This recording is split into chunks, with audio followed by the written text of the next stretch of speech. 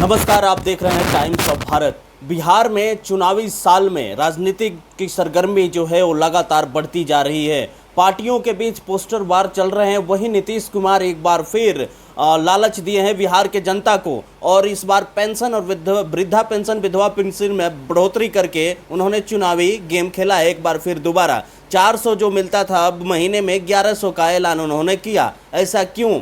झुनझुना पकड़ाने का काम एक बार फिर नीतीश कुमार शुरुआत कर चुके हैं बिहार में। ऐसा इसलिए क्योंकि लगातार पेंशन को लेकर विपक्षी पार्टी जो है वो भी सवाल उठाती थी। वहीं जो बिहार की जनता है वो लगातार धरना प्रदर्शन भी कर रहे थे। जो जीविका दीदियां हैं, एक बात और, जीविका दीदी जो हैं वो लगातार धरना प्रदर्शन कर रही थी नीतीश के खिलाफ, सरकार के खिलाफ, उनका मानदेय बढ़ाने को लेकर। लेकिन तब तक कोई असर नहीं पड़ा नीतीश का, जब तक चुनाव का डेट नज़दीक नहीं आया। और जैसे ही चुनाव का डेट नज़दीक आने लगा, चुनावी सरगर्मी तेज होने लगी, विपक्षी पार्टियां हमलावर हो गई, तब नीतीश जाकर एक बार फिर जीविका दीदियों के लिए मानदेय बढ़ाया, और बढ़ाने की बात कर रहे हैं और झुनझुना पकड़ाने के काम कर रहे हैं। इनको बिहार की जनता से और बिहार से प्यार नहीं है, इनको सिर्फ अपने कुर्सी से प्यार है कि जैसे तैसे वह कुर्सी पे बने रहे, कुर्सी कुमार बनकर। ऐसा इसलिए हम बता रहे हैं क्योंकि लगातार पिछले 20 सालों की बात करें तो ना ही बिहार की स्वास्थ्य व्यवस्था में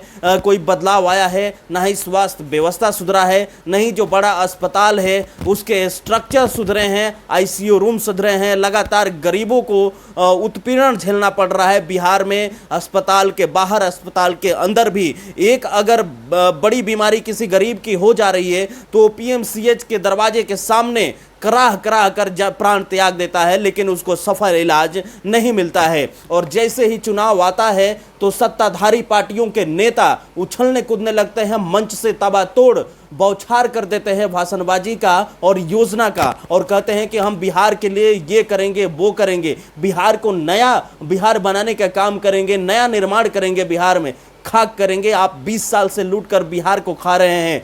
प्रधानमंत्री नरेंद्र मोदी आते हैं बिहार दौरे पर, सौगातों का बौछार करते हैं। सौगातों का बौछार तो ठीक है, लेकिन इसको धरातल पर उतारने के लिए जो नेता हैं बिहार के, सीएम के अलावा और भी, वो आपस में इसको भ्रष्टाचार बनाकर प्रसाद के तौर पर बांट लेते हैं। लेकिन सौगात देने के बाद प्रधानमंत्री फिर क्यों नहीं पूछने आते हैं कि ये सौगात बिहार में लागू कहाँ हुआ? जो योजना बिहार के लिए वो लाते हैं वो लागू क्यों नहीं होता है धरातल पे? और लागू होता है तो कुछ दिनों के बाद वो गर्त में चला जाता है और फिर ज्यों के त्यों स्थिति बनी रहती है। ये हालात है बिहार का। प्रधानमंत्री नरेंद्र मोदी का जो है योजना ठीक है, मैं मानता हूं कि वो योजना लेकर आते हैं, लेकिन गुजरात की तरह वो क्यों नहीं बिहार को बनाने का काम करते हैं? ऐसा इसलिए मंच पे जब नीतीश भाषण दे रहे थे, नीतीश कुमार, तो प्रधानमंत्री कहीं और उनका दिमाग चल रहा था। वहीं चिराग पासवान का जो है किसी प्रकार का कोई प्रतिक्रिया नहीं आया नीतीश कुमार के भाषण पे। तो इस बार ऐसा लग रहा है कि नीतीश कुमार सीएम बनने नहीं जा रहे हैं,